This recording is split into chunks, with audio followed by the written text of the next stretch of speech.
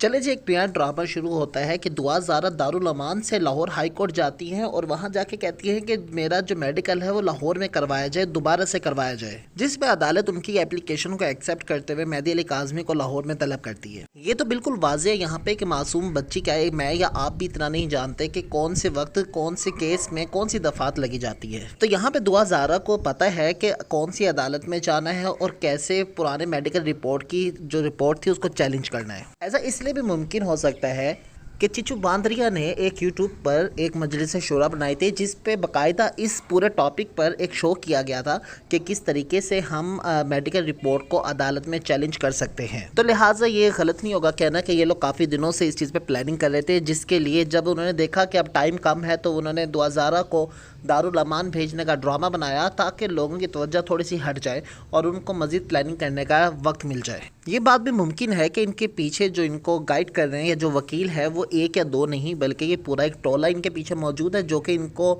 مکمل طور پہ گائیڈ کرتا ہے، اور پھر ان کے پیچھے 10 وکیل موجود ہوں گے جو کہ ان کو پراپر انفارمیشن دیتے ہیں۔ جیسے چچو باندریا جاتی ہے دارالامان میں دعا زارا سے ملنے، ایسے کسی اور یوٹیوبر کو جا کے ملنے کی اجازت کیوں نہیں دی جاتی؟ چچو باندریا کے ملنے جانے کے کچھ دیر بعد ایک نیا ڈرامہ سامنے آتا ہے، ایک ہینڈ رائٹنگ جو آپ کے سامنے ہے۔ کیا لگتا ہے کہ ایک معصوم بچی کی رائٹنگ میں لکھا گیا ہے؟ ایک بات سمجھ میں نہیں آتی کہ جب عدالت نے ایک بچی کو مائنر ڈکلیئر کر دیا تو وہ جو کہی جا رہی ہے اس کی بات کیوں مانی جا رہی ہے، جبکہ اس کی بات کی تو کوئی ویلیو ہی نہیں۔ یہ سب بہت ہی قابل مذمت ہے۔ اس چاچی 420 چچو باندریا کو سب سے پہلے اریسٹ کیا جائے، کیونکہ یہ خود ایک نفسیاتی اور ڈپریشن کی مریضہ ہے۔ اس کا کیس بھی اسی لومڑی نے خراب کیا ہے۔ اگر اس کو اریسٹ کر لیا گیا تو بہت سارے مسئلے اسی دن سے حل ہونا شروع ہو جائیں گے۔ عمران ناصر کے مطابق زنیرہ ماہم یا چچو باندریا جو دعا زارا سے ملنے جاتی ہے وہ بیسیکلی وکالت نامہ سائن کروانے جاتی ہیں، جس کا مطلب یہ ہے کہ میرا کیس اب یہ والا وکیل لڑے گا۔ جبکہ دوسری طرف اگر اس کی کڑی ملائی جائے تو زنیرہ ماہم کا کہنا تھا کہ علی جعفری رات کو ایک سرپرائز دے گا۔ یہاں پہ جب انہوں نے دیکھا کہ اب بچی ان کے ہاتھ سے نکلنے والی ہے، سن جانے والی ہے، تو انہوں نے ایک نیا ڈرامہ اس طرح سے شروع کیا کیونکہ ان کو معلوم ہو چکا تھا کہ اب تو بہت سارے راز افشا ہو جائیں گے۔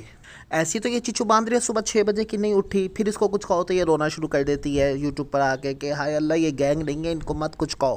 اب دیکھنا یہ ہے کہ آگے کیا ہوتا ہے اس کیس میں۔ یہ لوگ بہت زیادہ بوکھلا چکے ہیں اور اس طرح کی فضول حرکتیں کر رہے ہیں۔ کہیں نہ کہیں ایسا بھی دیکھنے میں ملتا ہے کہ دعا زارا کا مینٹلی ڈسٹرب اتنا زیادہ اس زنیرہ ماہم یا چچو باندریا پورا گروپ نے کر دیا ہے کہ یہ دوسری زنیرہ ماہم بنانے کے لیے اس کو تیار کر رہے ہیں۔ جبکہ سوشل میڈیا عوام اس وجہ سے بہت زیادہ غصے میں ہے کہ ایک بچی کو کس طرح سے ٹریپ کیا جا سکتا ہے، جب ایک معصوم بچی جو کہ عدالت کی طرف سے ایک مائنر ڈکلیئر ہو چکی ہے، شروع سے لے کے اب تک اس کی ہر بات پہ کیسے کورٹ ڈیسیژنز دے رہی ہے۔ ایک 21 سال کا ڈاکٹر چوسنی جس کے کندھے پہ ہاتھ رکھ کے پولیس اس کو پروٹیکٹ کر کے لے کے جاتی ہے، آخر کیوں؟